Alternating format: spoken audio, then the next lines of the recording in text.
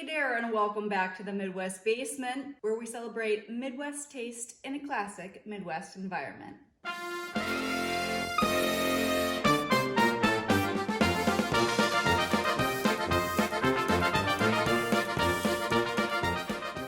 It's November, which means holiday and family time is upon us. And I've got some, let's say, unique choices lined up for us this month. This way, you can be the most interesting person in the room, either by bringing these choices to the party or by saying, hey, did you know? But before we get started, just a quick reminder that everything here at Barely Palatable is not sponsored. We just like finding great local tastes and bringing them to great local people. And with that, let's get started with our beer pick. This month, we are drinking Kornøl by Giant Jones. First, a little history on this beer style. Spelled like this, it is a traditional Norwegian farmhouse ale. The word literally means grain beer and originated in northwestern Norway, where everyone more or less brewed all of their farmhouse ales in essentially the same way, and thus a style was born. Another interesting thing about Kornøl is that it's considered a raw ale. This means it is never boiled, which is pretty uncommon for beer. Traditionally, it's brewed with a local yeast called kvik and juniper. Generally, this means the beer is usually pale in color and a little cloudy in appearance. It tastes fruity, grainy, and maybe slightly sweet, with a distinct yet discreet juniper flavor. I have never had one, so I am pumped to try this with you.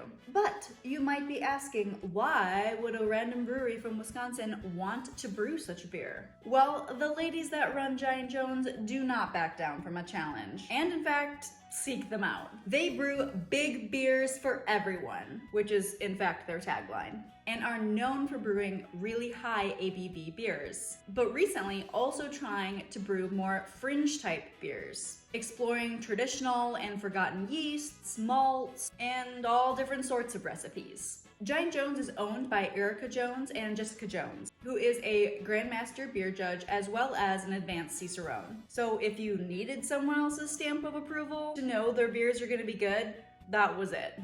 But we don't need anyone else's approval because we've had Giant Jones here on the channel before and we know their beers are exquisite. So let's crack this one and see how it differentiates itself from the pack. Ooh, a little of a hiss, not much of a crack. It is definitely pale in color, looks a little bit like straw. I was expecting maybe a little bit more cloudy based on the traditional description of this farmhouse ale type. Not a whole lot of head, but a fair amount of carbonation. Oh, that smells yeasty. Smells yeasty and maybe a little tree-y, which I guess might be the juniper coming out. Ooh, zippy. Wow, that's complicated. There is both a lot happening in this beer and a very lovely simplicity to it. This is so light, I almost would not have put this as a Giant Jones had I not known.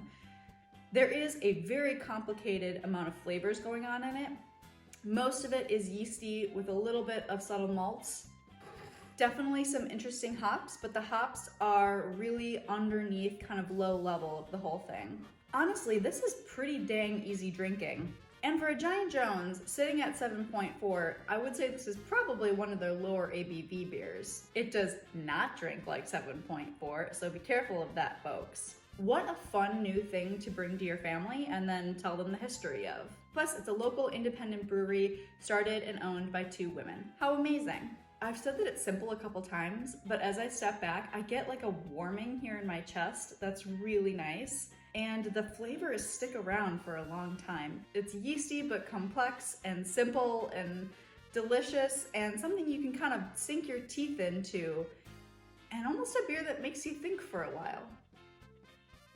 I like that. Well, cheers. Moving right along. This month's pick is often referred to as a honey wine, although that is a bit of a misnomer.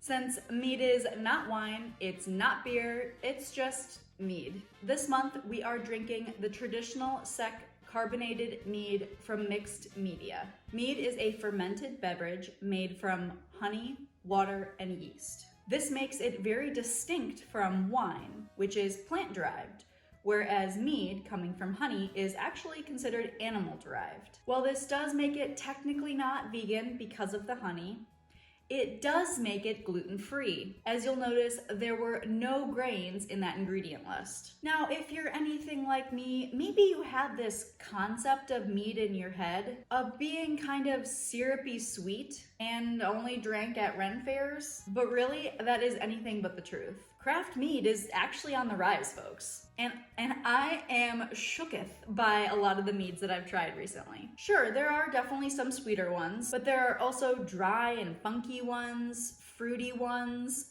farmy tasting ones. The list just goes on and on and on. It can kind of taste like whatever you want it to taste like. And here's where I will give you a shameless plug. I recently wrote a blog post going more in depth into mead, and I'll have that linked below. So if you're interested in how it's made, the history, or why it's becoming a craft phenomenon, give it a read. Now, this particular mead is from Mixed Meadia, which is located in Egg Harbor, Door County, Wisconsin. They make quite a few different types of mead, actually, as well as ciders and a few wines. They believe that a great beverage should have a great sense of place. And to them, that means sourcing ingredients in a hyper-local and seasonal way. Mixed Media is actually owned by the folks that own Hatch Distillery. Now, quick note before we pop her. The name actually has meaning. Traditional and sec both are terms relating to champagne.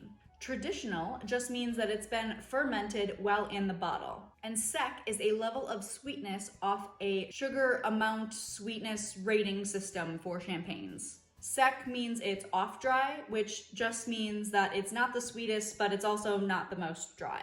Now let's give her a pop. Ooh, that smells good. That pours just like a sparkling wine. That smells funky. This tastes exactly like a very dry, very funky English cider. It smells like an orchard, which is interesting. This is from honey, remember, not from apples. It's definitely sweeter than I thought it was going to be. The sweetness does not come through on the nose, definitely comes through on the palate.